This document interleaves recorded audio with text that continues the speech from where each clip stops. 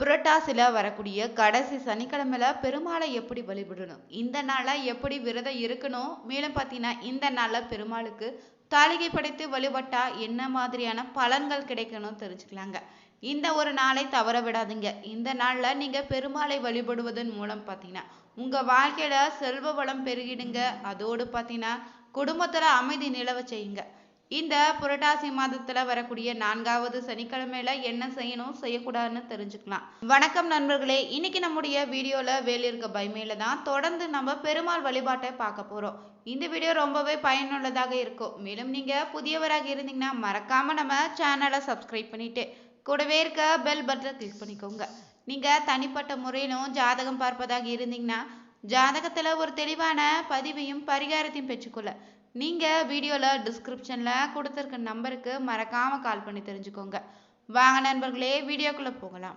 புரட்டாசி மாதம்னா அது பெருமாளுக்குரிய ஒரு புனிதமான மாதங்க. ஏன்னா இந்த நாள்ல பார்த்தீங்கன்னா பெருமாள் கோவில்கள்ல கூட்டம் அதிகமாகவே இருக்கும். பெருமாளுக்காக இந்த மாதம் முழுவதுமே விரதம் இருக்கக்கூடியவங்க இருப்பாங்க.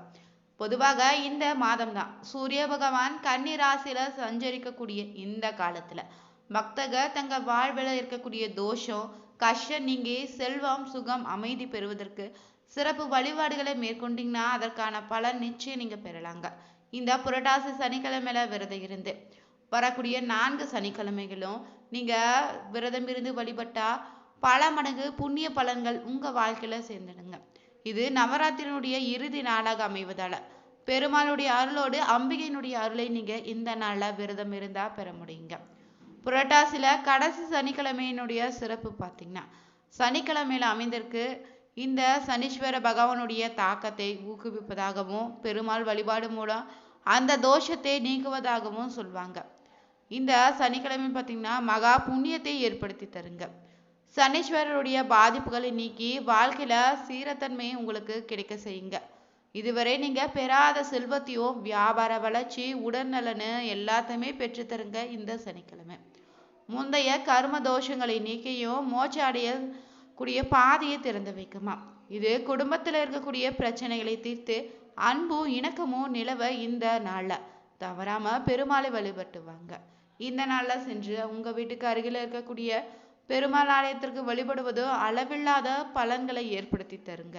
புரட்டாசி சனிக்கிழமையில பெருமாளுக்கு தாளையிட்டு வழிபடுவது ரொம்ப நல்லது. சனிக்கிழமையில எந்த நேரத்துல எந்த முறையில தாளையிட்டு பெருமாளை வழிபட வேண்டும்னு நம்ம தெரிஞ்சுக்கணும். ஏன்னா பெருமாள் வழிபாட்டிற்கு ஒரு சிறப்பான நாள் தாங்க இந்த மாதத்துல கடைசியாக வரக்கூடிய 4வது சனிக்கிழமை. இந்த சனிக்கிழமையில வழிபடுவது ரொம்பவே சிறப்பான பலனை ஏற்படுத்தி தரப்போகுது. இதனால பெருமாள் அருள் கிடைப்பதோடு மட்டும் இல்லைங்க, சனி பகவானால ஏற்படக்கூடிய தீய பலன்கள் குறைய தொடங்கும். புரட்டாசி மாதத்துல சனிக்கிழமையில விரதம் இருந்து பெருமாளை வழிபட்டாலே சனி பகவான் துன்புறுத்துவது கிடையாதுன்னு சொல்லுவாங்க. மாறாக அவங்களுக்கு நன்மையை தான் வழங்குவதாகவும் சொல்லப்படுதுங்க. திருப்பதி ஏழுமலையானிடம் சனி பகவான் வாக்குறுதியும் அளித்திருக்காரு. இந்த மகத்தான இந்த ஆண்டு வந்திருக்கக்கூடிய 4வது சனிக்கிழமை பார்த்தீங்கன்னா அக்டோபர் 11ஆம் தேதியில் அமைஞ்சிருக்கு. இந்த நாள்ல பார்த்தீங்கன்னா நீங்க எப்படி விரதம் இருக்கலாம்னு தெரிஞ்சுக்கோங்க. இந்த நாள்ல விரதம் இருப்பதாக இருந்தீங்கன்னா அதிகாலை எழுந்தவுடனே குளித்துட்டு சுத்தமான உடைகளை அணிந்து கொண்டு பெருமாள் கோவிலுக்கு சென்று பெருமாள் முன்பாக நீங்க பூஜை செய்ய தொடங்கலாம். விளக்கேற்றி வழிபாடுகளை மேற்கொள்ளலாங்க. இல்லைன்னா உங்க வீட்டிலேயே கூட பெருமாள் படத்திற்கு முன்னாடி நீங்க விளக்கேற்றி வழிபாடுகளை மேற்கொள்ளுங்க. இந்த நாள சனி மகனுடைய அருளை பெறுவதற்கு தீய பலன்களை இருந்து தப்பித்து நல்ல பலன்களை பெறுவதற்கோ இந்த விரதம் அனுசரிப்பது ரொம்பவே நல்லதுங்க.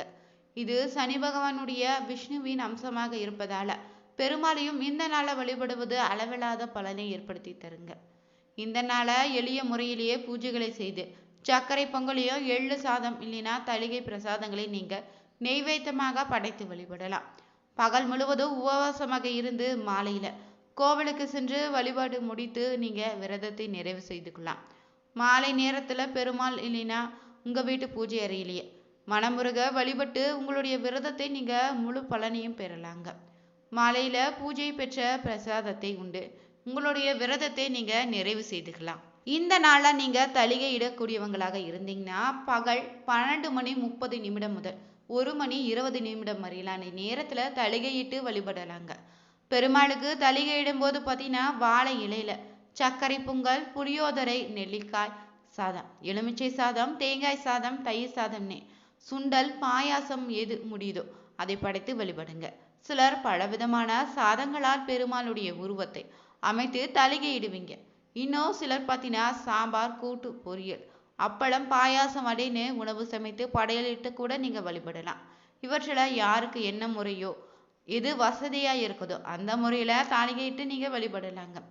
புரட்டாசில வரக்கூடிய 4வது சனிக்கிழமையில கோவிந்தா நாமத்தை சொல்லி சொம்பில் யாசகமாக பெற்ற அரிசியை சமைத்து வைத்து கடைசி வாரத்துல தலிகையிடும் போது உங்களுக்கு அளவில்லாத பலன்களையும் பெற முடியுங்க. பொதுவாகவே பார்த்தீங்கன்னா நாம நம்முடைய பிரச்சனைகள் தீர வேண்டும்னா, கோரிக்கைகள் நிறைவேற வேண்டும்னு இறைவனிடம் பிரார்த்தனை செய்வோம்.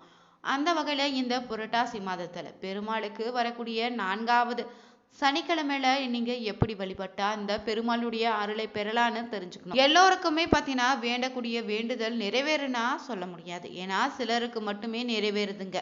இதற்கு முழுக்க முழுக்க காரணம் என்னன்னு பார்த்தீங்கன்னா உண்மையான பக்தி தான் சொல்லலாம்.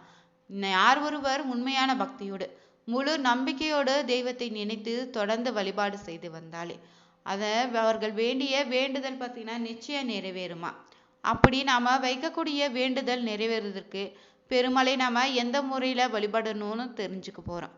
இந்த பூலோகத்துல பார்த்தீங்கன்னா நாம எந்த அளவுக்கு நன்றாக வாழ்றோமோ வாழ வேண்டும்னு நினைக்கிறோமோ அந்த அளவுக்கு பார்த்தீங்கன்னா பெருமாளை வழிபட வேண்டும்னு சொல்லுவாங்க. பெருமாள் தாங்க காக்கும் தெய்வமாக இருக்கக்கூடியவர். நமக்கு இருக்கக்கூடிய பிரச்சனைகளை நம்மை காத்து ரட்சித்து நம் நலமோடு வாழ்வதற்கு இந்த பெருமாளுடைய அருள் நமக்கு ரொம்பவே தேவை. அதனால் தாங்க நாம வைக்கக்கூடிய வேண்டுதல் நியாயமானதாக இருக்கும் பட்சத்துல தான் அது விரைவிலே நிறைவேறுன்னு சொல்லுவாங்க. நீங்க இந்த ஒரு வழிபாட்டை பார்த்தீங்கன்னா புதன்கிழமை இல்லைன்னா சனிக்கிழமை தோறும் செய்து வாங்க. இந்த நாள்ல பெருமாளை நினைத்து கொண்டு உபவாசம் இருக்க வேண்டும். காலையில பால் பழம் சாப்பிட்டுக்கோங்க. மதிய நேரத்துல பூண்டு வெங்காயம் சேர்க்காத சமையலை கூட செய்து இலையில போட்டு சாப்பிடலாம். இரவு பலகார வகைகளை சாப்பிட்டுக்கோங்க. இந்த முறையில தான் நீங்க விரதம் இருக்கணுங்க. தொடர்ச்சியாக பார்த்தீங்கன்னா 9 வாரங்கள் இந்த ஒரு வழிபாட்டை செய்து வாங்க. 4வது சனிக்கிழமையில தொடர்ந்து 9 வாரங்கள் செய்து வர உங்களுடைய வேண்டுதல் எதுவாக இருந்தாலும் நிச்சயம் நிறைவேறுங்க. இந்த நாள காலையில எழுந்தவுடன் சுத்தமாக குளித்து முடித்துட்டு வீட்டு பூஜை அறையில இருக்கக்கூடிய பெருமாளுடைய படத்தை நீங்க சுத்தம் செய்து வச்சு அவருக்கு பார்த்தீங்கன்னா சந்தன குங்குமம் வைத்துட்டு துளசி இலைகளையும் வாசனை மலர்களை வைத்து அலங்காரம் செய்திடுங்க. பிறகு பார்த்தீங்கன்னா நெய் தீபம் ஏற்றி வைத்து வழிபாடுகளை நீங்க செய்யணும். இந்த நாள அருகில இருக்கக்கூடிய பெருமாள் ஆலயத்திற்கு சென்று வாங்க. அப்படி நீங்க போவதாக இருந்தீங்கன்னா வாசனை மிகுந்த மலர்களையும் தாமரை பூ துளசி வாங்கித்தாங்க. இதோடு மட்டும் இல்லைங்க, அவருக்கு தீபம் ஏற்றி வழிபட வேண்டும் கட்டாயம். இந்த தீபமாக பார்த்தீங்கன்னா மாவிளக்கு தீபமாக இருப்பது சிறப்புங்க. வீட்டிலேயே நீங்க பச்சரிசி மாவை தயார் செய்து அதனோடு பார்த்தீங்கன்னா சிறிது வெள்ளத்தை கலந்து மாவிளக்கு தயார் செய்து எடுத்துக்கோங்க. பெருமாளுக்கு எதிராக ஒரு இடத்தை நீங்க சுத்தம் செய்து அதில் பார்த்தீங்கன்னா மஞ்சள் தடவி அதற்கு மேலே பச்சரிசி மாவால கோலம் போடணும். பிறகு பார்த்தீங்கன்னா அதற்கு மேலே ஒரு வாழை இலையை வைத்துட்டு மாவிளக்குகளை வைத்து இடுங்க. அந்த மாவிளக்குக்கும் நீங்க குங்குமம் வைக்கணும்.